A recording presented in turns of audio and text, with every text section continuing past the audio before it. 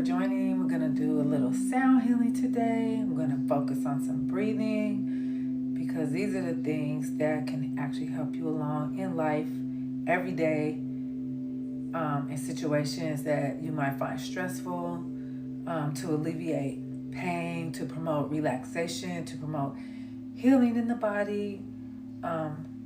It is scientific that sounds can heal.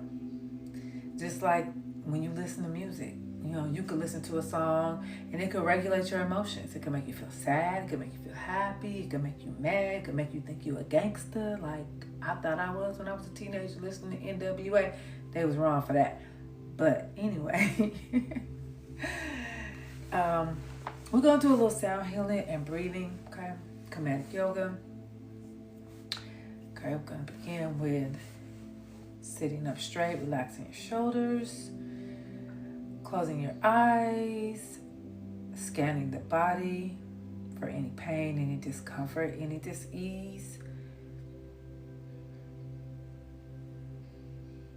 Relaxing your legs, relaxing your feet, relaxing your hands,